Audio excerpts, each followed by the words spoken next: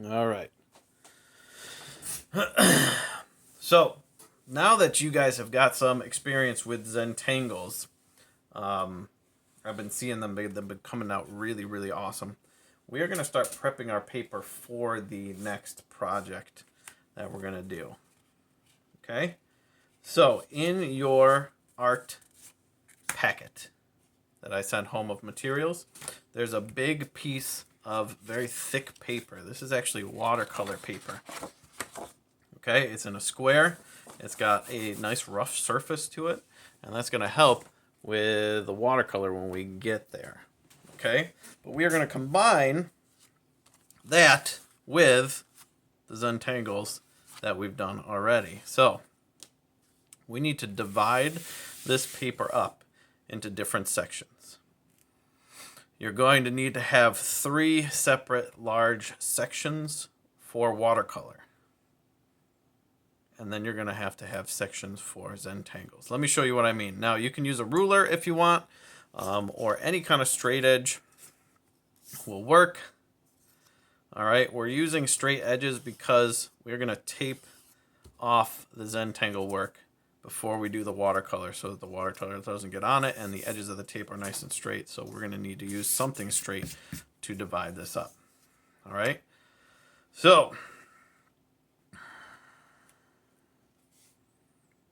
I have just this little piece of cardboard here that I made sure was straight on both sides. And I'm going to use it to trace with. You can use a ruler to do this if you want. You could use the edge of a book, edge of a stiff piece of paper, piece of wood, anything like that could work. I'm going to just draw on one side. All right, can you see that? You don't have to draw very dark. And I'm going to divide this out.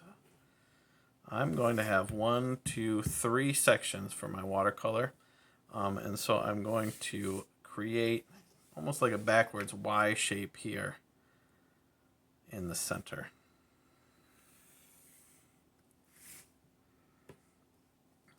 And I think I'm going to go more straight up with this one. It'll make more sense once I finish. I'll explain it more to you. I want this line to continue across. I think that'll look good.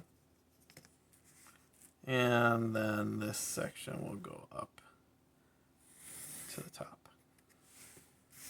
All right, so now you can see I've got 3 big areas. 1, 2, 3.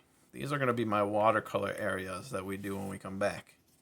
All right, but this part that's dividing them, you can see it's a shape, there's space in the middle. We are going to fill this with Zentangle designs. Okay, just like we did on here. First thing we need to do is divide up this space, and you can divide it up however you would like. You can use straight lines if you want.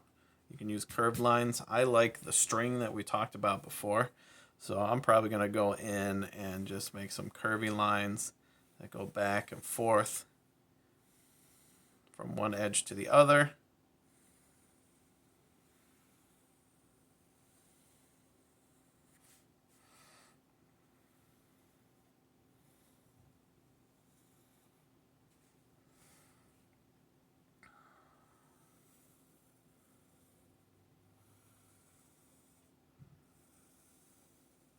Something like that.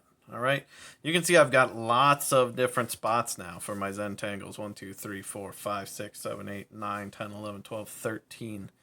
Your requirement is that you have 5.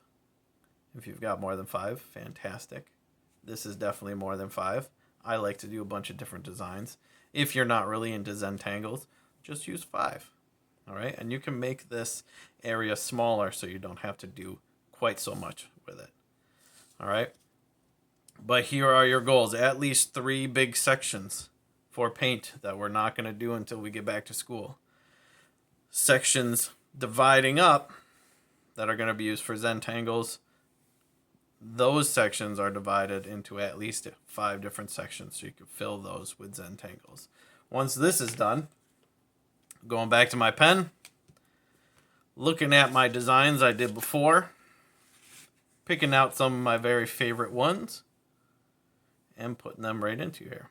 If you want to look online again, you can watch that video I posted or any other reference you can find for Zentangles to come up with designs. And we're going to fill this in. This is the primary project that we're going to be working on this week. All right.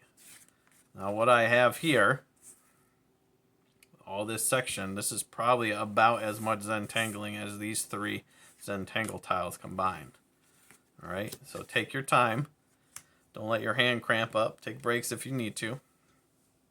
And choose the designs you like the best. Show me the ones that you find the most interesting. I'm going to work on this a little bit. I'll post a picture up with the assignment so you can see where I'm at.